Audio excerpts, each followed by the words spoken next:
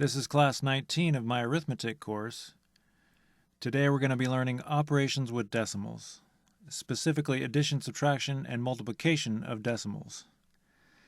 Now the good news is that all the operations you're going to learn, or the algorithms more specifically that you're going to learn in this class, are the same algorithms that you learned for the operations with whole numbers. The only difference is that you have to know where to put the decimal. Now, a lot of students are going to say, well, because all the operations are the same as the operations with whole numbers, I can just learn where to put the decimal and then I can skip all these problems.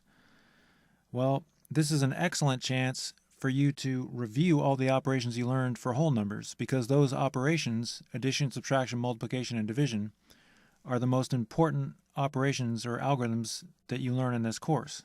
Also, I didn't mention that you're going to cover division of decimals in the next course. So let's get right into it. If you didn't do the homework from class 18, you shouldn't be here. Go back and do that homework.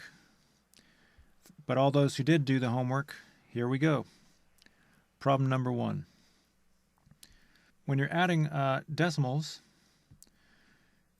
you have to line up the numbers in their proper places, just like when you were adding whole numbers. So for example, if you added 217 plus 560, notice how the numbers in the ones place are all lined up, and the numbers in the tens place, and the thousands place, and so on and so forth. Or hundreds place and thousands place, so on and so forth. So the same is true for decimals. So I'm going to write the number with the greatest number of digits on top. That's just traditional.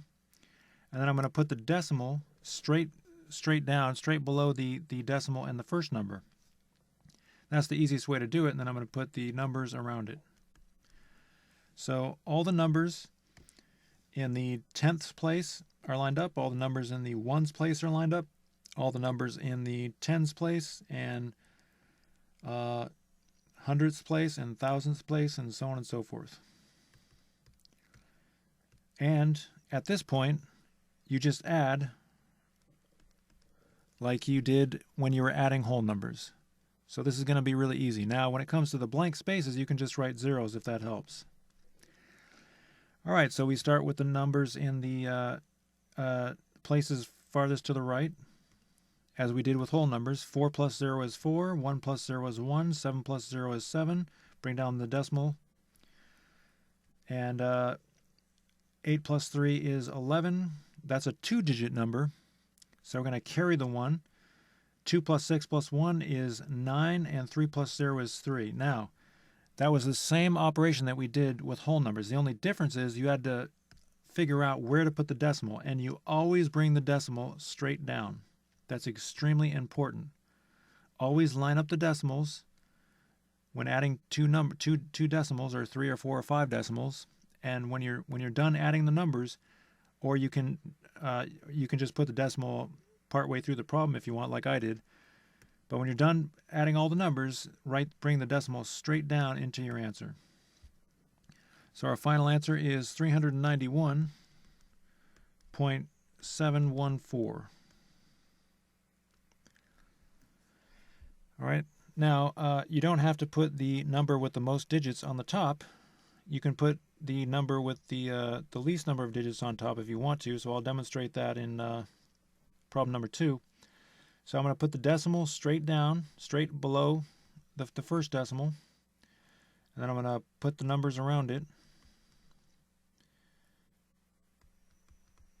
And as you can see, the decimals are lined up, and all the digits are lined up in their proper places. So now I'm going to start with the numbers farthest to the right. 9 plus 3 is 12, carry the 1. And we got 15, carry the 1, 2, bring the decimal straight down. 6, 7, 8, remember these can just be zeros.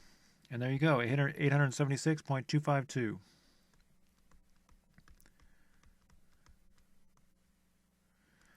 So why don't you try the next 2 problems, and when you come back, we'll do them together. All right, we're back.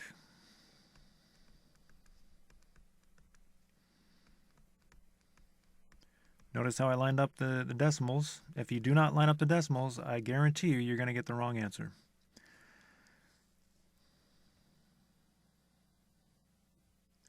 All right, just double checking that they're lined up.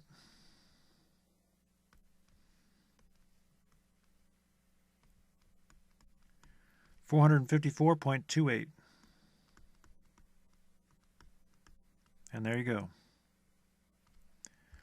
If you got the right answer, good job. If you didn't, just go back and figure out what you did wrong, no problem.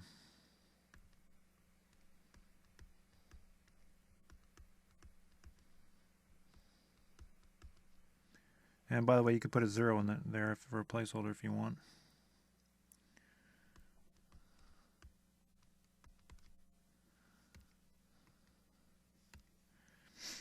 Make sure all the numbers are lined up. Put your zeros if you prefer.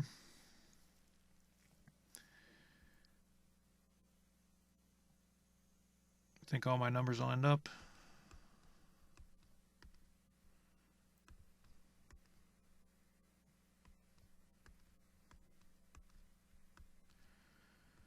So we have 1,324.031.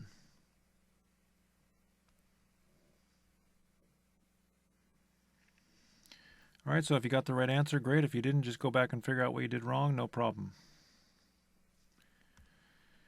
All right, now number 5, there's something different here. In all these previous problems, we added 2 decimals together. But in number 5, we're adding a decimal with a whole number.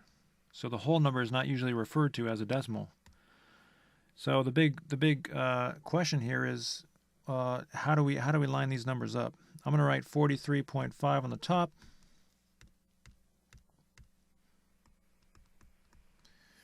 And we need to line the decimal up, but the problem is there is no decimal. So what do? Well, if there's no decimal, if you recall from previous classes, we learned that this is the 10th place, the 100th place, and then there's the ones place and the tens place. Well, this number has the ones place here, the tens place, and the hundreds place, so that must mean that the decimal is somewhere right here. And that's exactly where it is. So the big question is, well, why is the decimal not there? Well, because it's a whole number, so we don't bother to write the decimal. So your decimal is right there, and the number is to the left of that decimal. And you can put a 0 there if you want.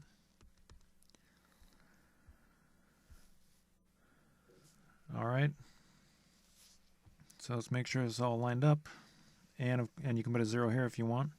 So if you see a whole number, the decimal is always farthest to the right. It's directly to the right of the number in the ones place. That's extremely important. A lot of students forget that, and they don't line up the numbers right.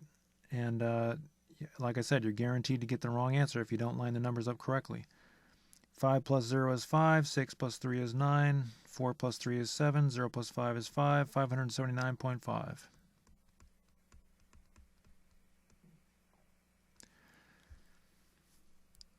All right, let's try another one. I'm going to write this number on top. And the 82, the decimal is there. We don't see a decimal in 82 because it's a whole number, but remember, it's always directly to the right of the number in the ones place. So it's right there.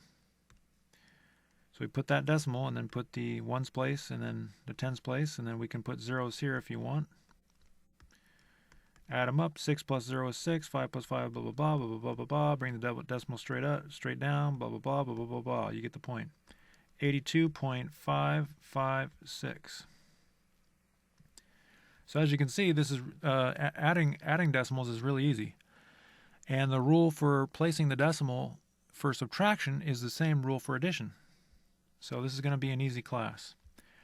So why don't you try number 7 and number 8, pause the video, and when you come back, we'll do it together. All right, we're back. I'm going to write the bigger number on top.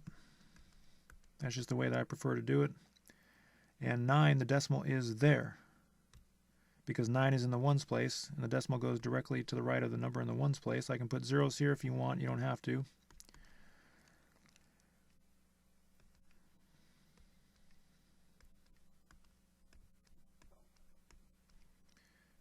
And we have 4,440.1.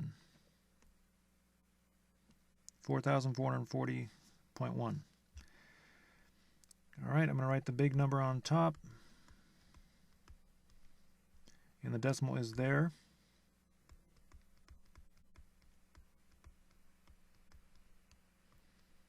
Remember to line up your numbers. If I put this 0 here, then we would start to have some serious problems. I can't do that. I got to line up the numbers. All right, so 0 plus 6 is 6, blah, blah, blah. Bring the decimal straight down.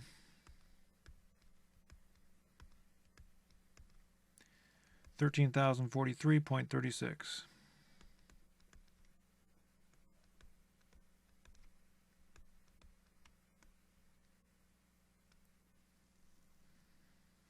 So if you got those problems right, pat yourself on the back. Good job. If you didn't get them right, that's okay. Go back and figure out what you did wrong. And we're going on to the next problem. Now, number 9 and 10, we're adding 3 numbers. But if you recall, the algorithm for adding 3 numbers when you're adding whole numbers is the same as adding 2 numbers. You just line all the numbers up in the proper places. It's the same thing with decimals. So we're going to line up all the decimals. I'm going to write the biggest number on top. And then I'm going to write 19. I'm going to start putting my zeros here. And 0.345, put 2 zeros here. And we're ready to go. Let me just double check that all that stuff is lined up. And it looks like it is. All right, add all these numbers, you get 5. Add all these numbers, you get 6, so on and so forth. Bring the decimal straight down. 9 plus 7 is 16. Carry the 1 because it's a 2-digit number. Add 1 plus 2 plus 1 is 4. Bring down the 8. And our final answer is 846.665. So as you can see, adding 3 decimals is really easy. Why don't you try number 10? Pause the video, and when you come back, we'll do it together. All right, we're back. 901, 3.2, 1.0008. Be really careful here. There's a lot of zeros. Looks like I gave you a hard one. I'm sorry about that. 901, 4 zeros. We should have 3 zeros in the 3.2. Looks like we do. 1, 2, 3, 4. Everything looks right. Just double checking there. It's always good to double check. Add up all the numbers. Bring the decimal straight down. That's the most important lesson we're learning today, is bring the decimal straight down. And our final answer is 905.2008. So if you got that correct answer, good job. That was a challenge problem. We had all those zeros. You got to keep track of those zeros. Remember to line up the numbers. If you don't line up the numbers, we're in trouble. If you're getting wrong answers, more than likely the reason is that you're not lining up the numbers. So all you have to do is fix that problem. And I can guarantee the probability that you're going to get the answer correct increases by about 70–80%. All right. Now we're going to go to subtraction. So subtraction is the same operation, but remember, subtraction is a little bit more difficult than addition, because sometimes you have to borrow, and well, that's really the only reason, is you have to borrow. So, and also the difference is this number always goes on top, because if this number went on top, then you'd have a negative number. So 723.36 minus 15.24. Notice we lined up the decimal. Same situation. So the rule for placing the decimal for subtraction is the same rule for addition. You just line up the decimals and then line up the numbers in their proper places. All right. So I don't think we're going to have to, oh, actually, never mind, we are going to have to borrow. 6 minus 4 is 2. 3 minus 2 is 1. Bring the decimal straight down, and look what happens. 3 minus 5. If you have 3 candy bars and you subtract 5 candy bars, that's not possible. That's negative 2 candy bars. We haven't learned negative numbers yet. You're going to learn negative numbers in the next class. And I'm looking forward to that. I'm looking forward to showing you negative numbers for the first time in the next class. But in this class, we can't do negative numbers, so we have to borrow from the 2. The 2 becomes 1. And the 3, we give the 1 that we borrowed from 2 to the 3, and it becomes 13. 13 minus 5 we can do. 13 minus 5 is 8. All right, and then we do 1 minus 1 because it's not a 2 anymore, it's a 1. So it's not 2 minus 1 now, it's 1 minus 1. And 1 minus 1 is 0. And then we can put a 0 here. 7 minus 0 is 7. So our answer is 708.12. And notice I'm saying 708.12, but that's technically not really correct. It should be 708 and 12/100ths. That's how you would actually say it.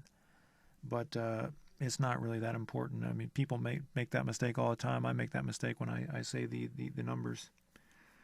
It's not really a big deal, to be honest with you. Most people wouldn't even notice. Even mathematicians wouldn't usually notice something like that. It is kind of important when you're writing a check, though. That's probably something you should use the more formal pronunciation or written form. All right, so 95.111 minus 80. Now this problem is going to get kind of weird. Again, where's the decimal in the 80? The decimal is to the right of the number in the ones place, which is 0. So we put it there. And then we're going to go ahead and write zeros here so we can line up the numbers. This is going to be... actually, you know what? This isn't going to be weird. This is actually pretty easy.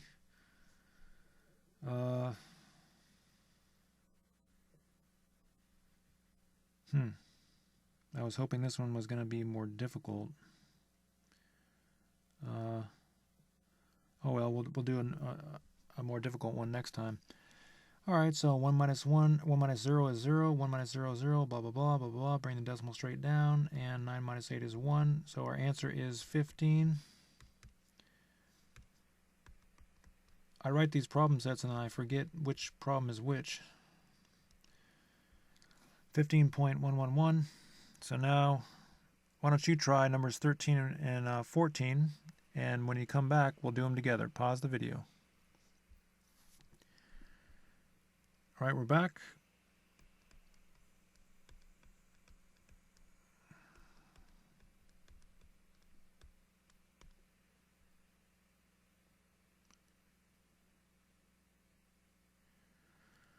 Now, in this problem, we can't subtract 8 from 7, so we got to borrow from the 6, and it becomes 5. And then we give the one we borrowed from 6 to the 7, so it becomes 17. 17 minus 8 is, so we couldn't subtract before, but now we can subtract. 17 minus 8 is 9. 5 minus 1 is 4. 2 minus 0 is 2. Bring the decimal straight down. 4 minus 1 is 3. 5 minus nothing is 5. And we have 53.249 is the final answer. And please be rectangling your answers here.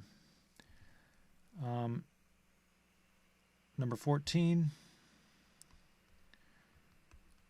3019.04. And you're probably thinking, why am I being so stingy about all this rectangle and you know, organizing your work? Well, if you don't know how to organize your work, then you're going nowhere in the school system. You're not going to get past the first week in the school system. You're going to lose all your papers, and your teacher's going to take off points because he doesn't know where your answer is. So this stuff is not a joke. You know, please do what I tell you to do when it comes to organizing your work. Number 14, here we go. 4 minus 0 is 4, 0 minus 0 is 0, 9 minus 7 is 2. Put your decimal straight down. 1 minus 1 is 0, 0 minus 0 is 0, 3 minus 0 is 3. 3002.04. All right, so let me double check that. And remember, this 17 is a whole number, so the decimal goes right there. So if you got the right answers, good job. Now we're going to go on to something slightly different. Let's see here. This is slightly different because we're going to have a lot more borrowing. That's really the only difference. So 578.202. We can write the decimal there. It usually helps to write the decimal first and then write the numbers around it. All right. So 2 minus 8 we cannot do. Now something special is going to happen here. You already learned how to do this, but again, we're reviewing. We cannot subtract 8 from 2 because you're going to get a negative number. So we have to borrow from the 0. But the problem is we can't borrow from 0 because 0 doesn't have anything. So we have to go all the way over to this 2, this next 2, and borrow from that 2. So borrow 1 from that 2, and then we give the 1 that we borrowed from the 2 to the 0, and it becomes 10. Now we can borrow from this number because it's not 0 anymore, it's 10. So we borrow 1, and we give the 1 to 2, and it becomes 12. Now we can subtract. 12 minus 8 is 4. Now when we go into the other numbers, it's 9 minus 1, not 0 minus 1. 9 minus 1 is 8. And look what happens. We got the same situation. We can't subtract 9 from 1. So we have to borrow from the 8. We give that 1 we borrowed from the 8 to the 1. It becomes 11. 11 minus 9 is 2. Bring the decimal straight down. 7 minus 3 is 4. 7 minus 2 is 5. And so on and so forth. So we did it. So the only difference for that problem is that there was a lot more borrowing going on. No big deal. And we couldn't borrow from a 0, so we had to go all the way to the number in the 10th place. 10th. Remember, that's THS at the end, not tens. This is the tens place. This is the 10th place. And remember, there is no 1th place. It's just straight to the 10th place to the right of the decimal. This is the ones place, but there is no 1th place. We learned that in the previous class, I believe. So let's do another one of those together. Hopefully there's going to be a lot of borrowing on this one so we can get a good idea of what's going on here. Now this is a whole number, so remember the decimal's not there. We don't see the decimal, but it is there. It's just invisible. It's directly to the right of the number in the ones place.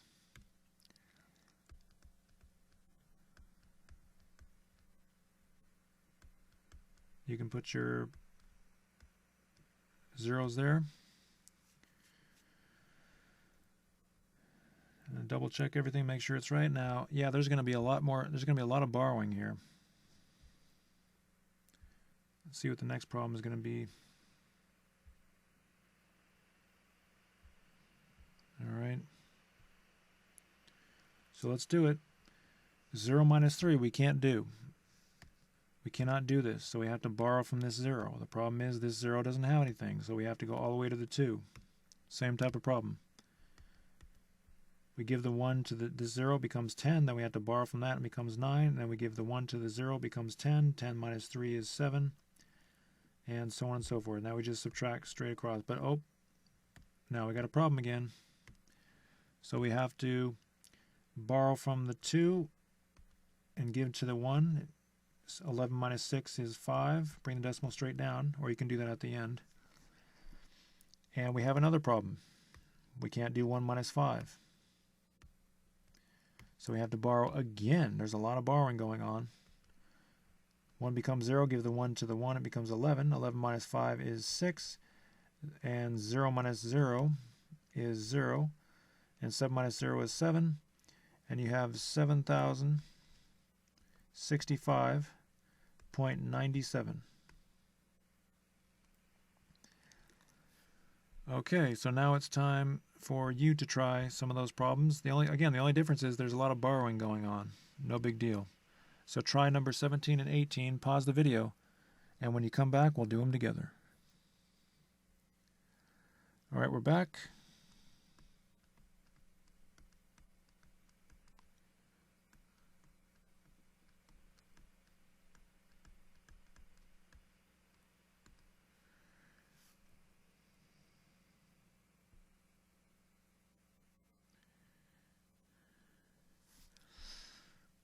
All right.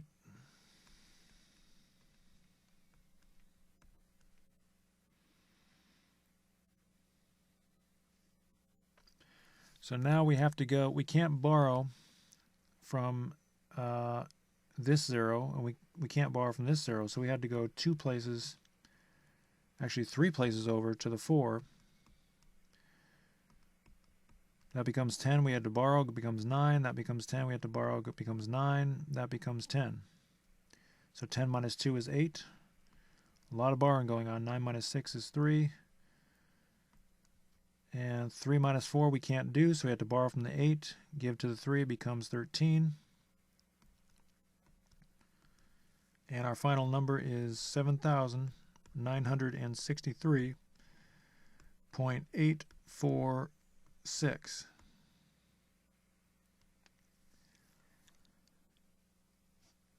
So if you got that problem correct, pat yourself on the back. If you didn't, you know what to do. Go back and figure out what you did wrong. What is 329.5 minus 256?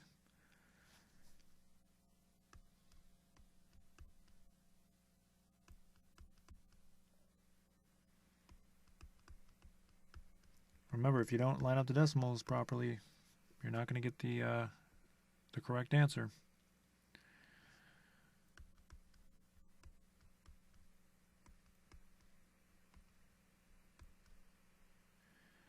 Now you might have been tempted to put that 0 there, but that's a leading 0. You can't have a leading 0 on a whole number. You can have a leading 0 to the right of the decimal. That actually serves as a placeholder. But in a whole number, we never write leading zeros. That doesn't make any sense. Well, technically it does make sense, but well, actually, I don't even think that makes sense, to be honest with you. Whatever. 73.5. So if you got 73.5, good job. All right. So now we have a number with a whole number here. But same situation. Actually, I think we had a number with a whole number there. Anyway, why don't you try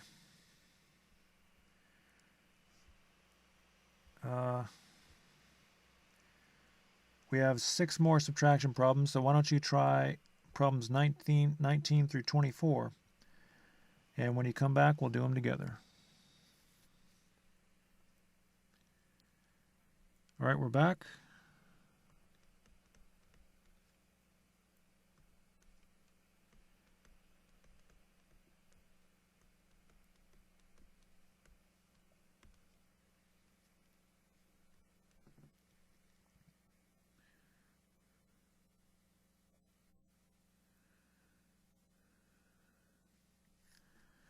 Wow, this one was a hard one. We have to borrow from the 5.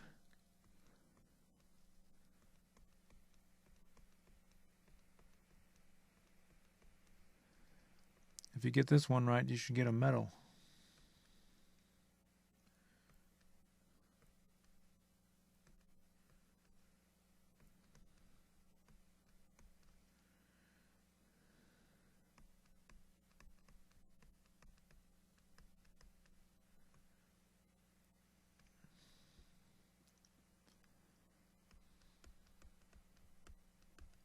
Probably should have written those numbers bigger. Don't be afraid to write large numbers so we can see better. You should have plenty of room on your paper.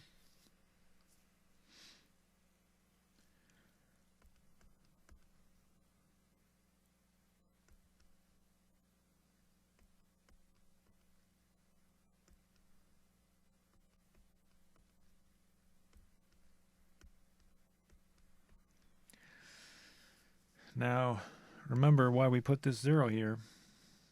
We put this 0 so we can see the decimal better. If we don't put that 0, the decimal might be mistaken as a piece of dust. But when you put this 0, people will say, well, why in the world would you put a 0 there? Oh, it's because the decimal. That's the purpose of it.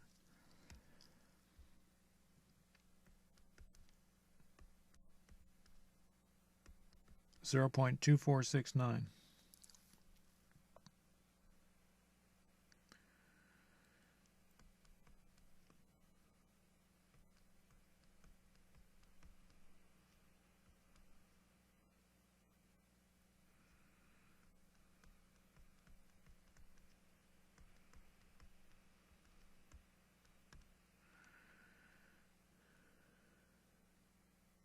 Always double check to make sure you line up the numbers properly. And it looks like we have another difficult one here. We can't borrow from all these zeros, so we have to go all the way to the 6. It's not really difficult, it's just a lot of things to do.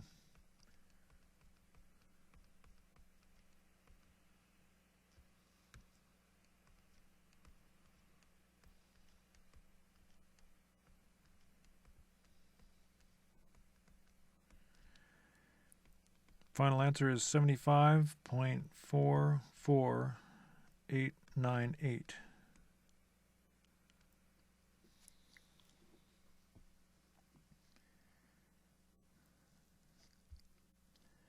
Now, number 22 is kind of a tricky problem because when you're... Actually, it's a real tricky problem because we don't have a number there.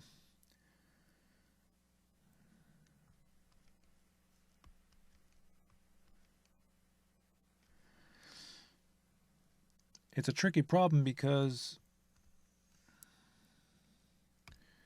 usually when you see subtraction, the biggest number is written to the left. It always comes first in the sentence. But with this word problem, the biggest number comes last and the smallest number comes first because we're subtracting this number from this number. If you take something away from something, so if you say the robber took away took the woman's purse away from or I'm not saying it right. The robber took the purse away from the woman. So the person who's taking away that object is said first.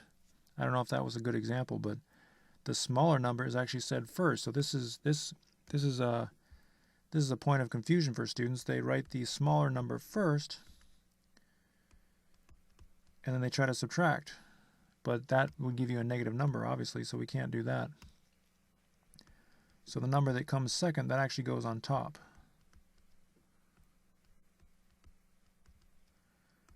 And I'm writing my numbers too small here. I really should probably write them bigger, just because it reduces the probability of making a mistake.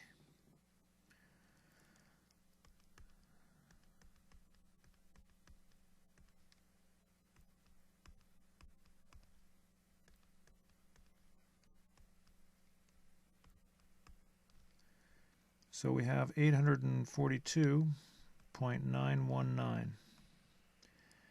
Now I'm doing these really quickly, so just remember it's not a race.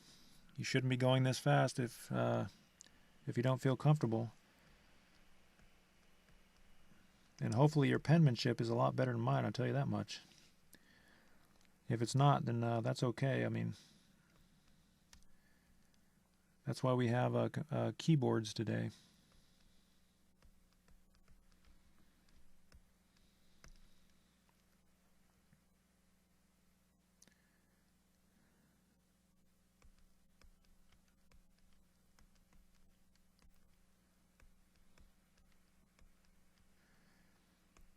$74.071.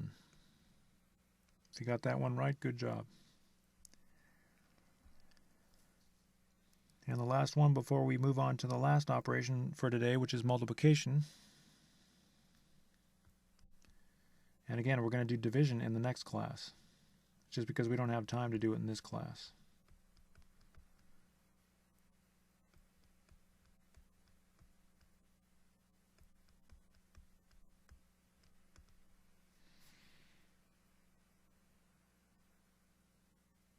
make sure all the numbers are lined up.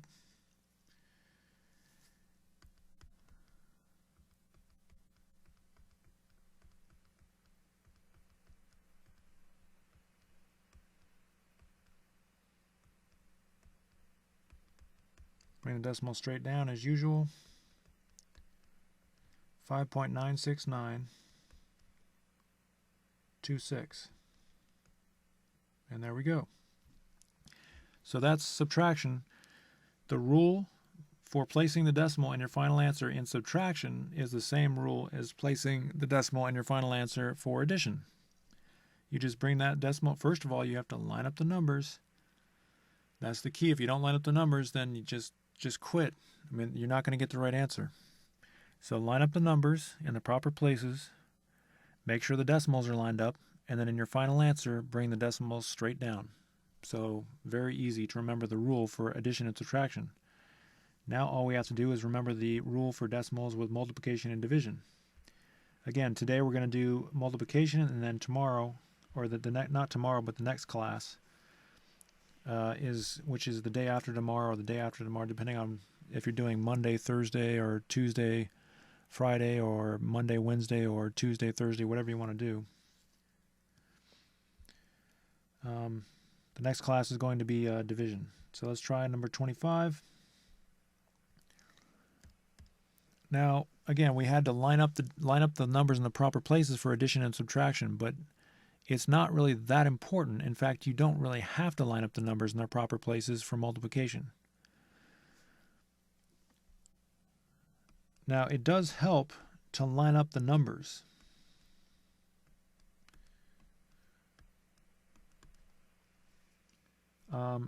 Notice how I lined up all the numbers farthest to the right, and all the numbers, well,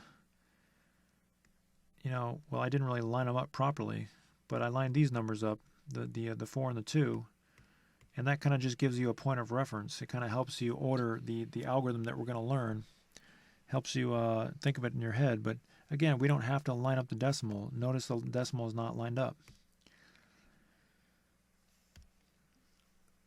So we're going to follow the same operation you learned for whole numbers. We're going to multiply 2 times 4, 2 times 2, and 2 times 7. Now after that, you then move on to this 0 and multiply 0 times 4, 0 times 2, 0 times 7. And then you multiply this 0, 0 times 4, 0 times 2, 0 times 7. But we're not going to do that. We're not going to multiply these zeros. And I'm going to show you why as we go along here. Well, I'll just tell you now, the reason we're not going to multiply those zeros is because they don't really affect anything. All you're just going to end up with is a bunch of zeros. So when you have leading zeros in one of the numbers that you're multiplying, you can just kind of ignore those zeros for now, until the end of the problem, where we have to use those zeros, not really this 0, but specifically this 0, to figure out where the decimal is going to be placed. So 2 times 4 is 8, 2 times 2 is 4, 2 times 7 is 14. Okay, so we're pretty much done at that point. Now here's the rule. You ready for this? Here's the rule for where to place the decimal. It's really easy. You count the number of digits that are to the right of the decimals in both of the numbers. 1, 2, 3. All right, you keep that number in your head, 3, and you start at the very right of your number here, and you count over 1, 2, 3, and that's where your decimal goes, right there. Right there. 1.448. That's what we're going to be doing for the next however many problems that I have for multiplication here. So as you can see, the rule is very, very easy. Now I want to go over something really important before we go on to the next problem. Now remember, if you multiplied two 3-digit numbers, you would multiply all these numbers together, then you would multiply all these numbers together, then you would multiply all these numbers together. So let's see what happens if we do that, because I'm going to demonstrate to you why we don't really care about those extra zeros. So you get 8, 4, 7. Then remember, when you go on to the next number, because we went 2 times all these numbers, then when you go to the next number, you put a placeholder, And we talked about why that was before. You put a placeholder, then you multiply 0 times 4 is 0, 0 times 2 is 0, 0 times 7 is 0. You put 2 placeholders now, and you just keep putting more and more placeholders as you go down. You put 3 placeholders in the next row, 4 placeholders in the next row, depending on how many numbers you're multiplying. But we only put 2 placeholders because remember, I'm not going to make you multiply 4-digit numbers. That would just take forever, and it's just not necessary. It's too laborious. So we put our 2 placeholders, then we move on to this 0. And 0 times 4 is 0, 0 times 2 is 0, 0 times 7 is 0. And then remember, we add all these numbers. Now, if you don't remember this algorithm, that's okay. We're going to do this a bunch of times, but I'm just demonstrating to you why we don't care about those numbers, those zeros. Now, if we add all these numbers, guess what we get? We get the same exact number that we would have gotten if we just stopped there. So we don't care about those zeros, those leading zeros. You can just ignore those. Wait a second, I'm sorry. I was probably confusing you there. That should be a 14. I thought that looked kind of weird. All right. I did 7 times 2 is 7. I don't know why I did that. So you can just ignore those leading zeros. On to the next problem. And again, you don't have to line up the decimal. 03681 times 4. 4 times 1 is 4. 4 times 8 is 32. Oh, this is different now. We've got a 2-digit number. 4 times 8 is 32. Put the number in the ones place and carry the 3. Remember that? Again, if you're really, really intimidated by this because it's been a while since we did operations with whole numbers, that's okay. Don't be intimidated by this. We're going to review all this stuff right now. So 4 times 8 is 32, carry the 3. 4 times 7 is 24, plus 3 is 27. That's another 2-digit number, so you carry the 2. 4 times 3 is 12, plus 2 is 14. And we could put the 1 up here, but again, we don't care about those leading zeros because if you multiply 4 times 0, you're just going to get 0 plus 1 is 1, and you're just going to bring it down. So we can just write, instead of carrying that 1, we can just write 14. So again, we multiplied 4 by all these numbers. And then we have our number down here. Now here's the rule. You ready? You ready for this? You count the number of digits to the right of the decimal in each number. There's 1, 2, 3, 4, 5 in this number. And there's 1 in this number for a total of 6. So we add all those digits together. And we have 6. Then we remember that number, 6, in our head, and we count from all the way to the right. We always start from the right to the number to the right of the number in the ones place. That number technically is not in the ones place, but we just pretend that it is. And we move 1, 2, 3, 4, 5, 6. And because there's no number here, we put a 0. And we put our decimal right there. So the final answer is 0.014724. I'm just making sure that I write the number down properly. So that's the rule for decimals. If you have to move the decimal over even more places, then you would just add more and more zeros the farther you go over. No big deal. I don't know why it just jumped around like that. This program jumps randomly for no reason.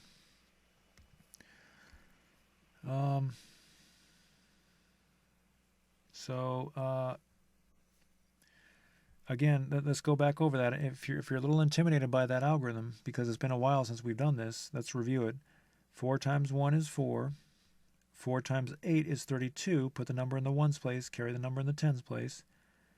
4 times 6 is 24, and then you have to add the 3 that you carried in the previous product. 24 plus 3 is 27. Put the 7, carry the 2, and then 4 times 3 is 12, and you add the 2 is 14.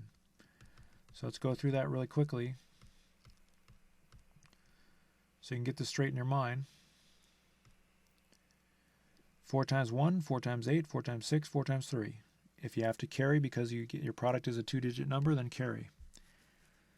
All right, so why don't you try number 27 and 28, and when you're done, we'll come back and do them together. All right, we're back. Again, in this case, the decimals are lined up, but that's just by coincidence. It doesn't really matter that they're lined up.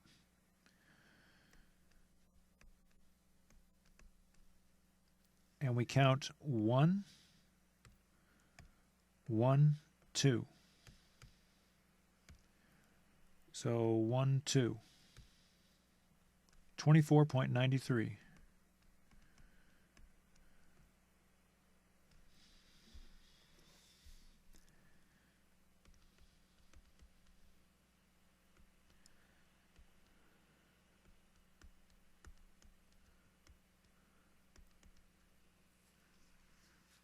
Notice that the decimals are not lined up.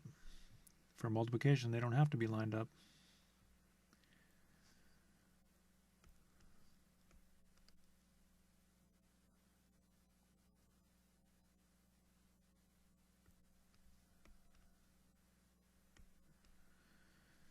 And to place a decimal, and we don't care about these zeros, remember that? You can write them if you want, but it's just going to be a waste of time. And we don't care about this zero. You can just ignore that.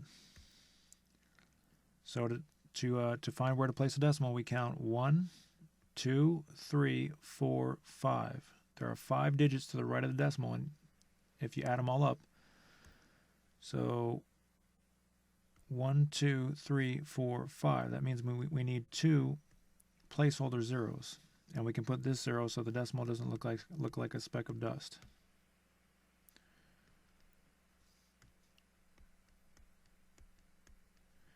Final answer is 0.00882. So if you got those problems correct, pat yourself on the back. If you didn't, that's okay. Go back and figure out what you did wrong.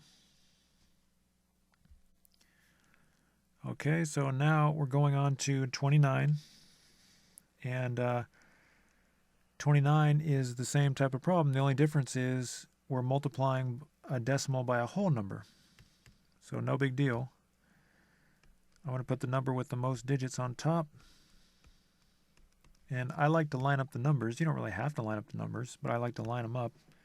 Again, you don't have to line up the decimal. The decimal would be here, but we don't have to line it up. 9 times 3 is 27. Carry the 2. 9 times 2 is 18, plus 2 is 20. Carry the 2. 6 times 9 is 54, plus 2 is 56. Now, there are 2 places to the right of the decimal in this number, and there are no numbers to the right of the decimal here. So remember, the decimal would be here, right? But there's no numbers there.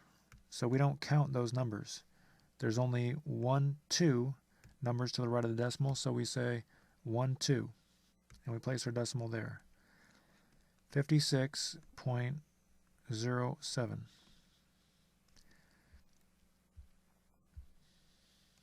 So this is pretty much the same type of problem. The only difference is we're multiplying by a whole number. This time the whole number is a pretty big number, 81,256. 7 times 6 is 42. 7 times 5 is 35, plus 4 is 39. 7 times 2 is 14, plus 3 is 17. Carry the 1. 7 times 1 is 7, plus 1 is 8. 7 times 8 is 56. All right, so again, there are no numbers to the right of the decimal in this number because the decimal would be here, but there's nothing over here. So there's only one digit to the right of the decimal in those 2 numbers. So we count over 1 place. And the decimal goes here. And you always start from over here, remember? So the final answer is 56,879.2.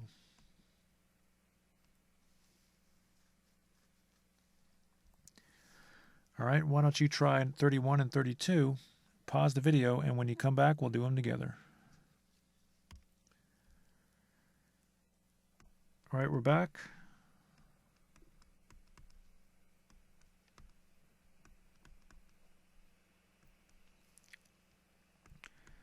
If you got the right answer on that one, pat yourself on the back.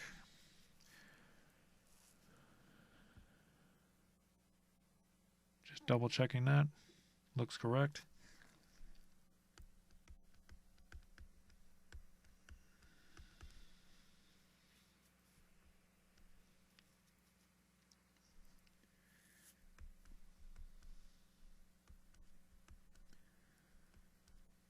If you got the right answer on that one, pat yourself on the back.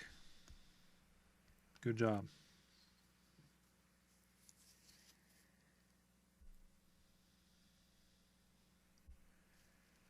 All right, we're moving right along here.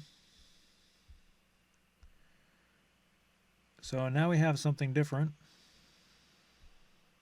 This is different because we have a 3-digit number multiplied by another 3-digit number, or excuse me, we have a 2-digit number multiplied by a 3-digit number. And all the numbers that we multiplied previously, one of the numbers was always a 1-digit number. So it was fairly easy because we only had one row of numbers. But now we're going to move on to 2 rows of numbers because the number with the smallest number of digits has 2 digits. So there's going to be 2 rows. Now again, you already learned these operations, so they should be fairly familiar to you.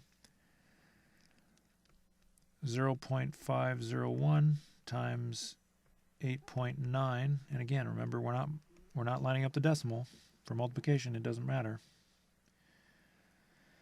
So now remember, it's 9 times all these numbers. Well, not times the 0. 9 times all these numbers, and then after that you put a placeholder, and you do 8 times all these numbers. So this is a leading 0, this is a captive 0, and the zeros over here will be ending zeros. We don't care about the leading 0 in this case, but we do care about the captive 0. So 9 times 1 is 9, 9 times 0 is 0, and 9 times 5 is 45. We don't go on to that extra 0, remember? Now we put a placeholder. Don't forget your placeholder. Now we move on to 8. 8 times 1 is 8. 8 times 0 is 0. Remember to line up these numbers. 8 times 5 is 40. Then we're ready to add those 2 numbers. Remember, the next step of the multiplication of 2-digit numbers is to add those 2 rows together. And the most crucial thing is that you line up those numbers. If those numbers are not lined up, or if you forget to put this placeholder, then I guarantee you're going to get the wrong answer. That's where most students go wrong. 9 plus 0 is 9, 0 plus 8 is 8, 5 plus 0 is 5, 4 plus 0 is 4, 4 plus nothing is 4. So now we have the same rule. We count 1, 2, 3 places to the right of the decimal and 1 place to the right of the decimal. So that's a total of 4 places to the right of the decimal in both those numbers. So we count 1, 2, 3, 4. And that's where we put the decimal. So our final answer is 4.4589.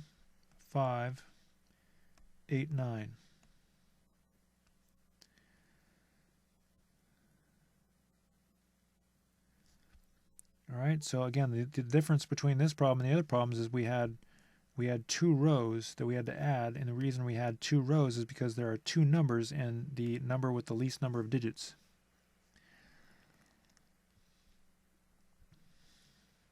.7 times 43. Again, I'm not lining up the decimal. I don't care about lining up the decimal with multiplication.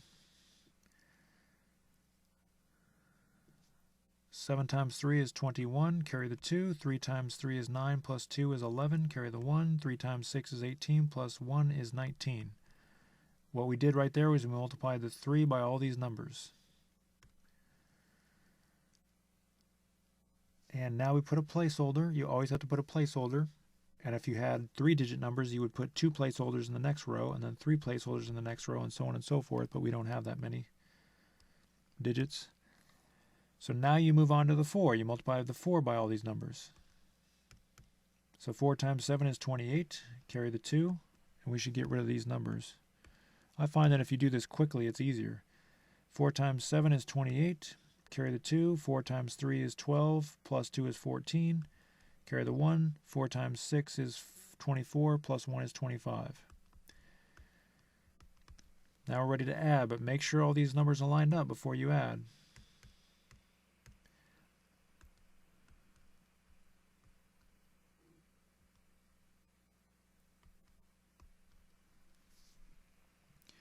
And we have only one digit to the right of the decimal and no digits to the right of the decimal over there. So that's one place, so you count 1 over, and there's your decimal. So our final answer is 2,739.1.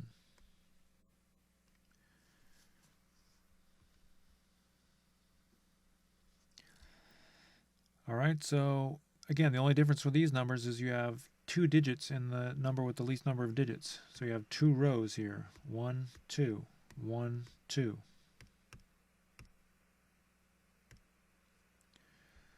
All right, so why don't you try number 35 and number 36, and when you come back, we'll do them together. Pause the video. All right, we're back.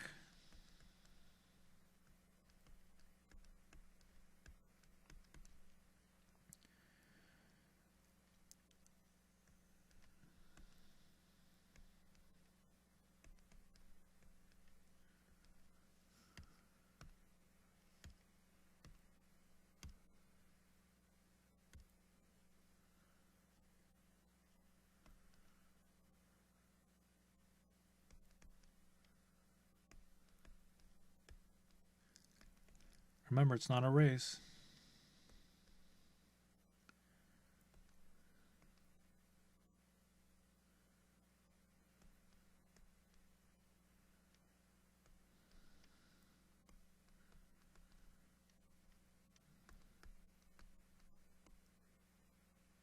There you go, 261.44.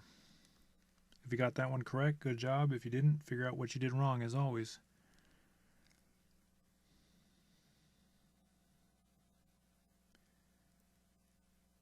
I almost didn't line these numbers up properly here, so be careful about that. I'm just double checking to make sure I did it correctly. Always want to double check there.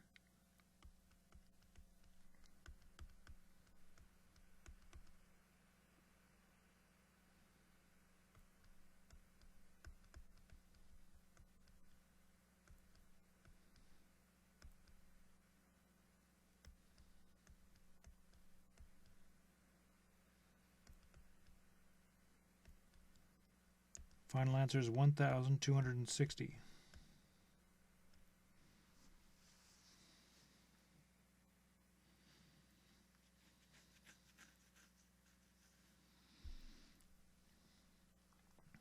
All right, so if you got those answers correct, good job. Pat yourself on the back. If you didn't, that's okay. Go back and figure out what you did wrong. All right, so now we're moving on to a, well, it's pretty much the same type of problem, I guess. The only difference is we have this ridiculously small number. So let's go ahead and do it.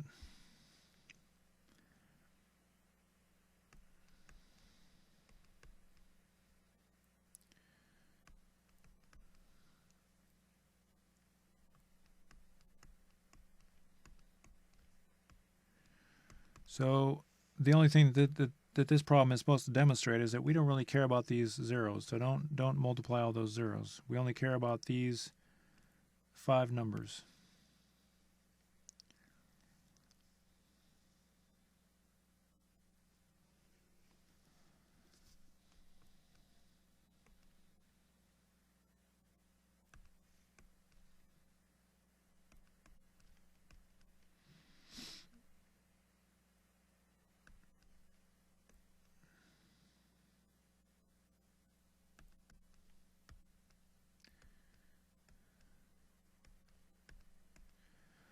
Okay, so now let's count. 1, 2, 3, 4, 5, 6, 7. There's 7 digits total to the right of those decimals. So 1, 2, 3, 4, 5, 6, 7. So 1, 1, 2, 3, 4, 5, and then 6, 7. So we need 2 more zeros. Or just double checking that. 2 leading zeros, and we can put another 0 so it doesn't, the decimal doesn't look like a speck of dirt.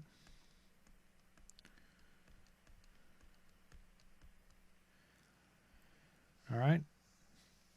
Now we also learned, I think it was the previous course, we learned that this ending 0, because it's to the right of the decimal, that ending 0 can actually just disappear.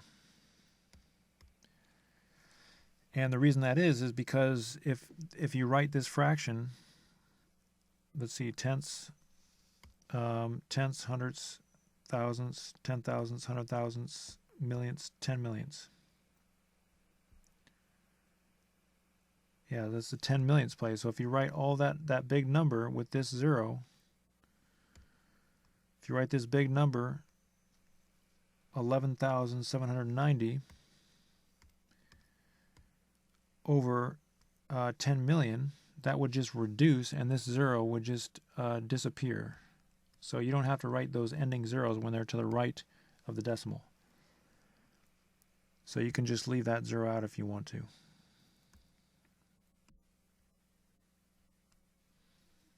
All right.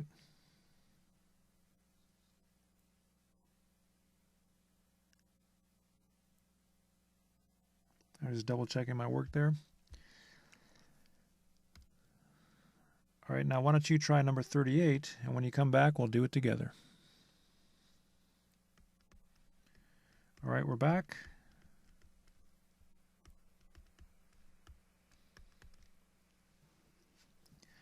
Now, again, I want to demonstrate here, you can put this 2.4 anywhere you want to put it.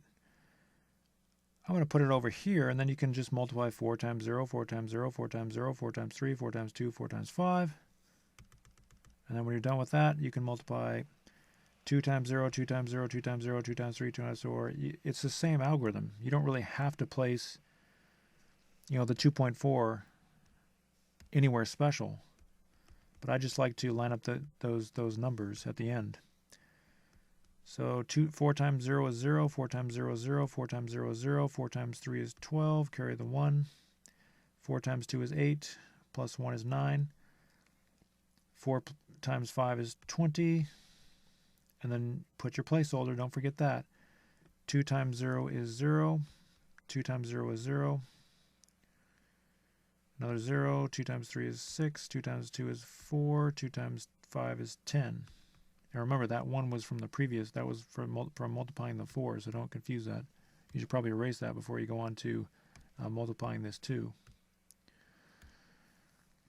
All right, so now we're ready to add.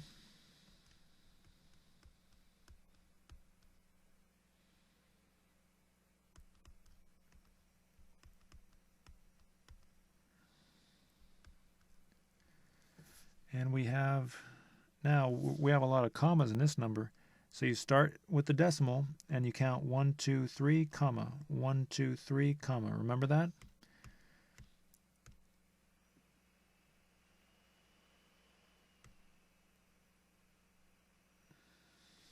So we need, let's go ahead and write the big number.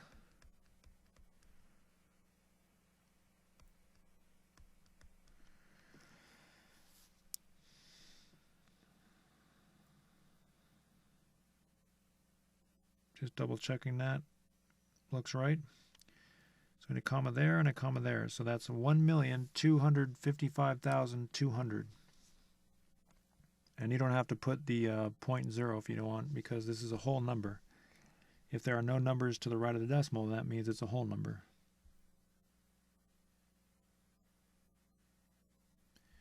All right, so if you got the right answer on that one, good job. If you didn't, just go back and figure out what you did wrong. All right, so on to number 39. I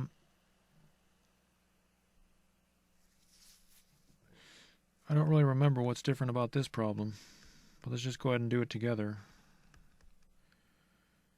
When I put a little pink dot, that means something is going to happen different, but I can never remember what it is. Well, sometimes I can. So 36,200 times 0.0025.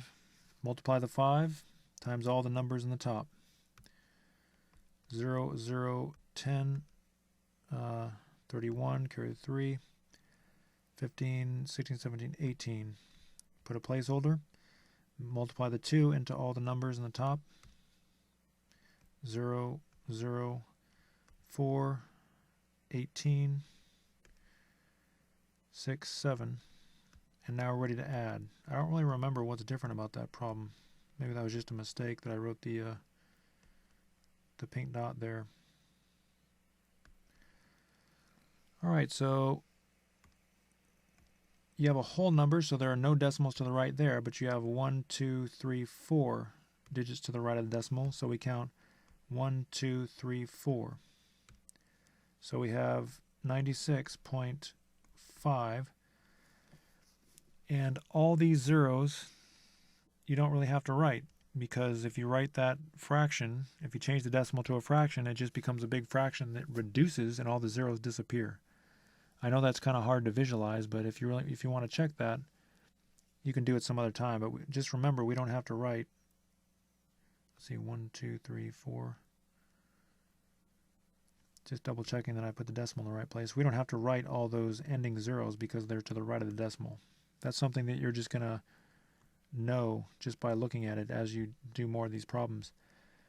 So I think that was the difference with that problem, is that we just had a lot of ending zeros to the right of the decimal, but we already had those in the other problems. Try number 40, and when you come back, we'll do it together. All right, we're back.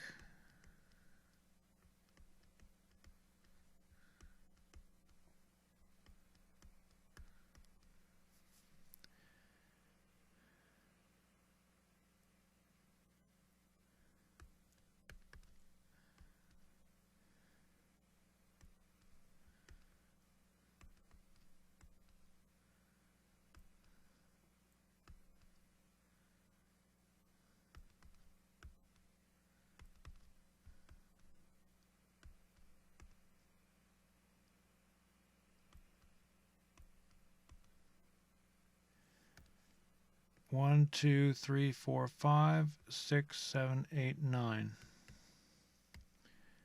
1, 2, 3, 4, 5, 6, 7, 8, 9. So we have to add 4 zeros on that one. 1, 2, 3, 4.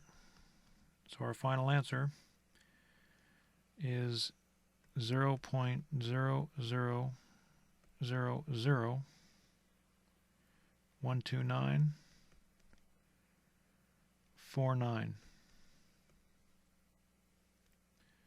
So if you got that one correct, good job. If you didn't, just go back and figure out what you did wrong.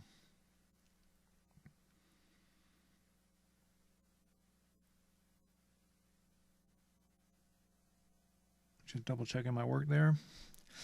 All right, number 41. Now, this problem is definitely different because we have 3 digits in this number and we have 3 digits in this number. So the bad news is this problem is going to be 4 rows of numbers. In this problem we had 2 rows, 1, 2. In this problem we had 2 rows, 1, 2. In the previous problems we had only 2 rows or 1 row. But because we have 3 digits in this number and 3 digits in this number, we're going to have 3 rows. That's the bad news. But the good news, there's two pieces of good news. One piece is that we only have 2 of these problems until we start the word problems, because these kind of problems are kind of laborious. So I'm not going to bog you down with a lot of these 3-digit problems. And the other piece of good news is that the next problem is a word problem. So that means we're getting to the end here. So if you've stuck with me this far, I'm proud of you. So let's do it. Let's line them up. Well, you don't have to line the decimals up, but you know what I mean. Again, notice the decimals don't have to be lined up. I'm going to try to write that more legibly.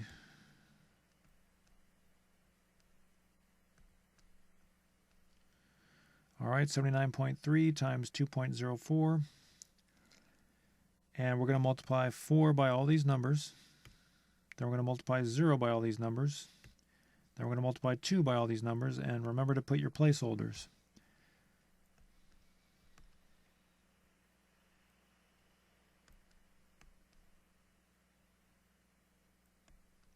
All right, so I multiplied 4 by all those numbers, and you got to put your placeholder.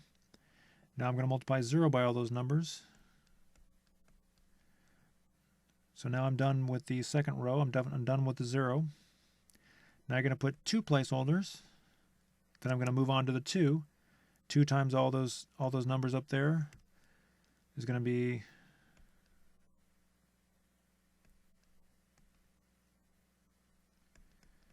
and there we go. Maybe I should erase all these numbers. So now we have 3 rows of numbers, and it's extremely important that you make sure to line up your numbers. That's usually where students go wrong. Make sure those numbers are lined up, or I promise you'll get the wrong answer. 2 plus all those numbers is 2, 7, so on and so forth. I think you get the picture. And there you go.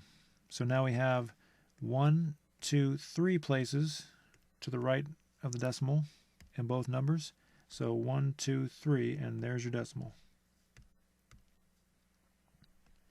So the final answer is 161.772.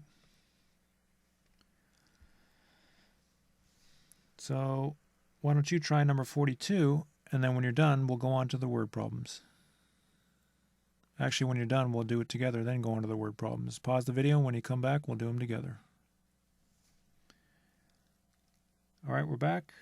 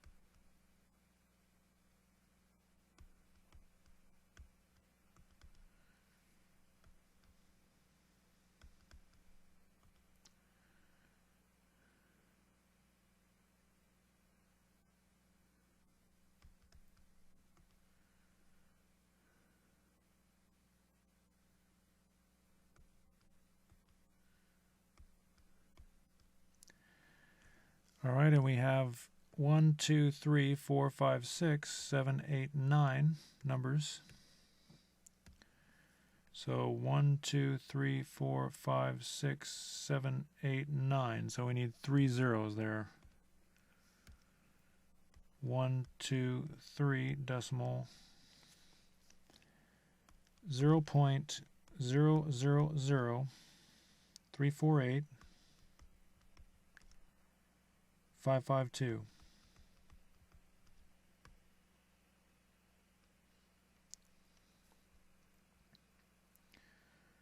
All right, so if you got the right answer there, pat yourself on the back. If you didn't, just figure out what you did wrong.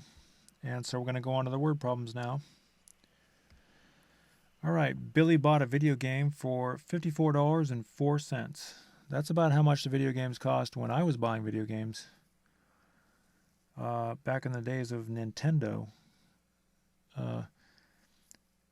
The game cost $54.04, and after buying the game, he had $208.26 left over in his savings account. How much did he have in his savings account before he bought the game? So he spends $54.04, and then his bank account is reduced to $208.26.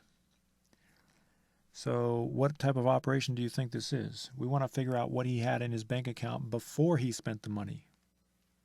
So think about if this were a problem in your life.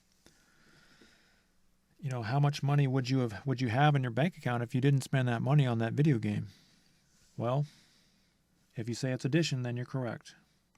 You take the amount that you have now in your bank account, and then you add the amount that you spent back into your bank account. Now remember, when you add, here's the key, here's what this entire class is about. When you add these two numbers, you got to line up the decimals and put all the numbers in their proper places, or else you're going to get the wrong answer. I promise you, you'll get the wrong answer. All right, so now the algorithm is the same. Just double check to make sure everything's lined up. And it looks lined up. So the algorithm is the same as the algorithm for whole numbers. Add these numbers and these numbers and so on and so forth. Always start with the digits farthest to the right. Bring the decimal straight down.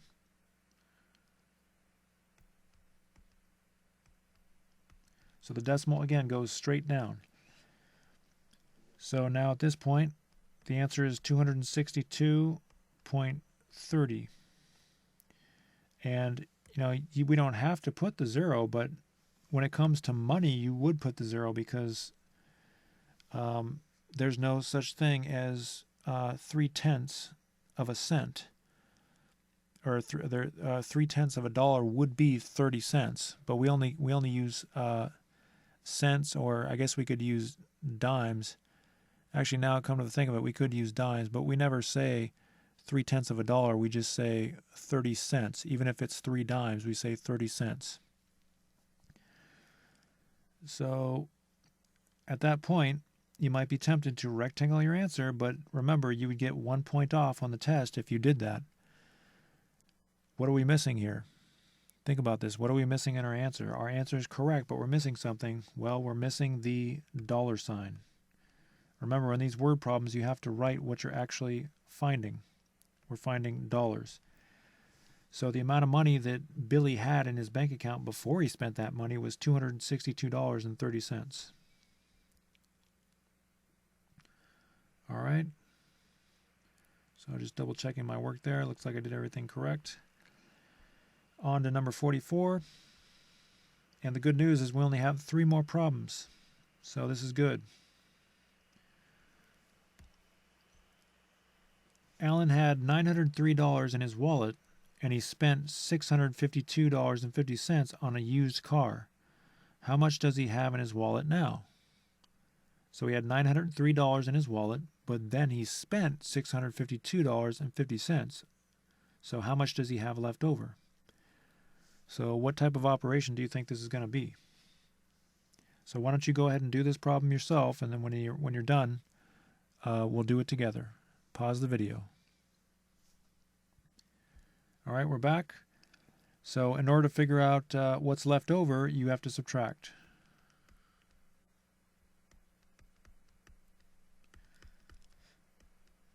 And we can put those extra zeros if you want, but they're not really necessary. Now this is an interesting problem because look at this. We have a whole number, so you have to remember where to put the decimal in that whole number. It goes to directly to the right of the number in the ones place. So it goes right there. So that's how I knew to line up these decimals. You have to put all the numbers in the proper places, but the decimal serves as the hub as far as figuring out where the places are. So I lined up the decimals. I'm double checking here to make sure I lined up everything correctly. And I think I did. Now we're ready to subtract. Remember, when you're adding or subtracting, you have to line up those decimals. But with multiplication, you don't have to line up the decimals. All right, so 0 minus 0, that's easy, that's 0. 0 minus 5, we can't do that, so we have to borrow from the 3. It becomes a 2. We give the 1 that we borrow from 3 to the 0, and it becomes 10. 10 minus 5 is 5. Bring the decimal straight down. 2 minus 2 is 0. 0 minus 5, we can't do that. We have to borrow from the 9. It becomes 8. The 1 we borrow from the 9, we give to the 0. It becomes 10. 10 minus 5 is 5. 8 minus 6 is 2. So the guy has $250. If you didn't put your dollar sign, that means you're not preparing for the test properly. It's $250.50. Now again, this ending 0, you could leave that off, but because we're dealing with money, we only count in cents. So we say 50 cents. We don't say 5/10 of a dollar. All right, so if you got the right answer, good job. If you didn't, that's okay. Figure out what you did wrong. Let's go on to the next problem. All right, there are 2.54 centimeters in 1 inch. How many centimeters are in 8.5 inches? 2.54 centimeters in 1 inch. How many centimeters are in 8.5 inches? Okay, so again, we have 2.54 centimeters in 1 inch, but we don't care how many centimeters are in 1 inch. We want to know how many centimeters are in 8.5 inches, right? So you can probably estimate what the answer is going to be. But what do you think is going on here? Well, remember, there's two methods that we learned to figure out how to do this. This problem is either going to be division or it's going to be multiplication. Now you know this is not addition or subtraction because it's too difficult for that. You know, if it were an addition problem or a subtraction problem, you would probably tell, 85% of the time, probably more like 95% of the time, if you really think about it, you're going to know immediately whether it's addition or subtraction. This is not an addition or subtraction problem. Okay, this is either going to be multiplication or division. And so you also know that this is going to be multiplication. It's not going to be division because we haven't learned division yet. But that said, I want you to understand how to tell whether or not this is a multiplication problem or a division problem. Remember, you can multiply the two numbers, a times b, or you can divide the two numbers in this order, or you can divide the two numbers in this order. How do you know which one it is? When you're dealing with fractions, and that, remember, that's what a decimal is. It's a fraction. It's hard to tell what operation to use. And so which operation do we use? And remember, by the commutative rule of multiplication, we don't care about the order for this one. So b times a is the same thing as a times b. So if you just choose randomly, then you have a 1 out of 3 chance of getting the right answer, and those chances are not good. You have a 2 out of 3 chance of getting the wrong answer. So there are two methods to figure this out. There's the factor label method. That's where you put centimeters over 1 inch, and then you try multiplying, you try dividing. Let's try multiplying, and this number is inches, so you multiply by inches and treat that as a whole number, so it's over 1. And then you multiply and you get centimeters. Remember, when you multiply fractions, you multiply straight across. So centimeters times inches is centimeters dot inches. We use a dot for multiplication. And inches times 1 would just be inches. Anything multiplied by 1 is just itself. So then we have an inch in the top and an inch in the bottom. They cancel out, and we're left with centimeters. Now, is that what the question is asking for? Well, let's check. How many centimeters are in 8.5 inches? So that basically just proved that multiplication is the correct operation. Now, let me show you what happens if we use division. Now, I'm going to show you a slightly easier way to do this if you're not liking this method. But let's see what happens if you divide by inches. Well, remember the algorithm for dividing fractions. You change this to multiplication, and you flip the divisor. So it becomes 1 over inches. So it becomes a multiplication problem. And again, if you're rusty on this, don't have an aneurysm. It's no big deal, but this is just how you tell. You're going to need to remember this. Centimeters times 1 is centimeters, and inches times inches is inches squared. Or excuse me, I should just write inches dot inches. Should stay away from the power notation from now. So now we don't have inches in the top and inches in the bottom. We have only inches in the bottom, which means that nothing's going to cancel out. Remember, in order for factors, this is called the factor label method. It's called the factor label method because we have all these factors. That's when you're multiplying numbers together. You have factors, and you're labeling the units. So that's why it's called the factor label method. This is what high school students and college students use to figure out how to convert between different units. You're using the same method that they use. So if you're using the factor label method, and the only way that you can cancel out is if there are inches in the top and the bottom, but we don't have inches in the top and the bottom, so we don't cancel out. We get inches over or centimeters over inches times inches, and that's not what we're looking for. There's no such thing as centimeters over inches squared. At least not that I can think of any application. There might be some application, but so anyway, that's the factor label method. So we figured out multiplication is correct. So I'm going to show you a different method, which is slightly easier in the next problem, but I don't want to go too long here, so let's go ahead and do this problem. Hopefully I didn't bore you by that, but I know that you probably didn't like that explanation. You don't like the factor label method because it seems really complicated, but I'm just telling you the method that every scientist and engineer uses to figure out whether or not he's doing the problem correctly. So I'm just telling you how it's done. If it seems difficult, I'm sorry, but this is just what every engineer or scientist does to figure out these problems. So you're going to have to get used to it if you want to get the right answer on these problems. All right, so let's go ahead and multiply. I'm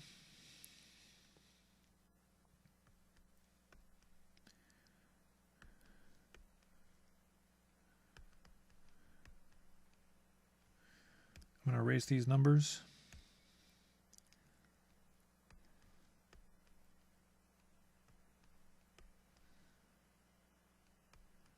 Make sure all the numbers are lined up. Add them up. And count the decimals. 1, 2, 3.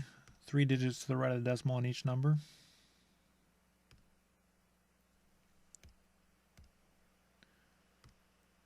My computer's going kind of slow here. 3 digits to the right of the decimal, so 1, 2, 3, and that's where your decimal goes. So final answer is 21.59, and you can just leave that extra 0 out because we're not dealing with money here. Now at that point, you're thinking, well, what units do we write? And you're probably thinking, well, I don't know what units we write, and I don't care, and I'm tired of this problem. Well, I understand that, but it's not that hard to figure out what the units are supposed to be because that's just what they're asking. How many centimeters? All right, no big deal. So we put cm for centimeters.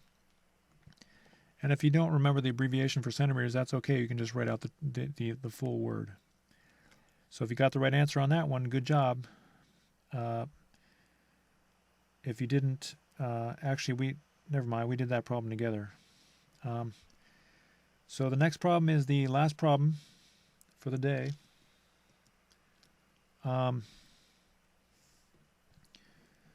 So if cherries cost $4.81 per pound, that means $4.81 for 1 pound of cherries. $4.81 for 1 pound. How much would it cost to buy 1.42 pounds of cherries? If cherries cost $4.81 for 1 pound, how much would it cost to buy 1.42 pounds of cherries? All right, so you know this is going to be a multiplication problem, all right? But I just want to show you, we'll go ahead and do this one together. You can do it if you want. I mean, again, the hardest part is figuring out what operation to use. So I'm going to show you a different method that you'll probably like better than the factor label method we did before to figure out what operation. Again, we're trying to figure out what operation we use. Do we use multiplication or do we use division? So here's what we do. We're going to take this number. We're going to take this number and we're going to turn it into an easy number like 10. And then we're going to take this number and we're going to change it into an easy number like 20. And these numbers may work really well, they may not. We'll see. So now we're going to reread the problem using the easy numbers. See, again, the reason this problem is difficult is because it has the decimals. You get rid of the decimals and then it's not so difficult anymore. So let's reread the problem, but instead of saying $4.81, we'll say 10. And instead of saying 1.42 pounds, we'll say 20. All right, here we go. If cherries cost $10 for 1 pound, how much would it cost to buy 20 pounds of cherries? If cherries cost $10 for 1 pound, how much would it cost to buy 20 pounds of cherries? So what do you think? $10 for 1 pound, and you want to buy 20 pounds. $10 for 1 pound, but you don't want to buy 1 pound. It's $10 for 1 pound, right? But you don't want to buy 1 pound. You want to buy 20 pounds. So what do you do here? What operation do you use? Well, first figure out what the answer is.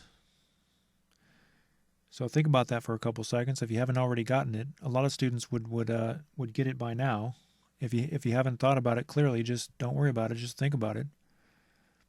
Think about what the answer is, and once you get the answer, then, well, first of all, here's the answer. The answer is 200. The answer is $200. If it costs $10 for 1 pound and you buy 20 pounds, then the answer is $200. But again, here's the key. How did you figure out 200? Did you multiply these two numbers? Did you add the two numbers? Did you divide the two numbers? Well, let's see. If we divide these two numbers, 20 divided by 10 is 2.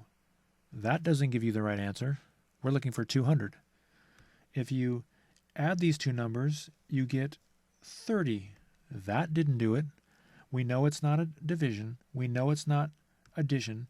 If you subtract these two numbers, you get 10. So it's not subtraction, it's not addition, it's not division.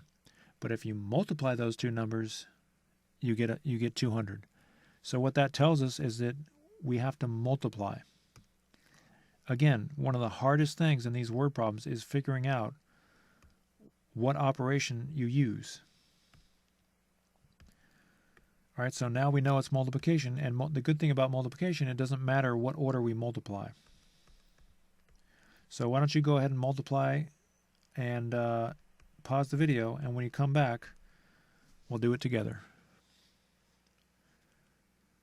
All right, we're back. 4.81 times 1.42.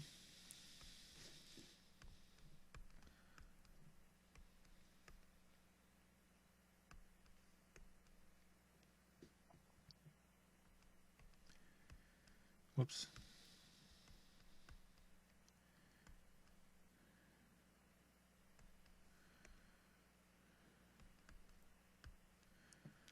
Again, don't be confused by these other numbers here. I just left those. Let's see, now add up.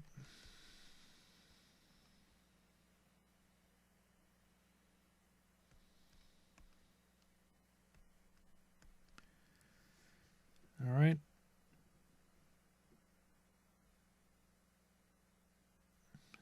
All right, now count over 1, 2, 3, 4. 1, 2, 3, 4. All right, 6.8302. And what is the unit? What are we looking for? It says how much would it cost? So that's dollars. I just noticed that this problem doesn't really make much sense because we have 10 thousandths of a dollar, but you know, oh well. I'm sorry about that. I should have noticed that when I put those numbers in there. All right, so if you got $6.8302, then you got the right answer. And go ahead and rectangle that. And let me just check these numbers real quick. Make sure everything is lined up.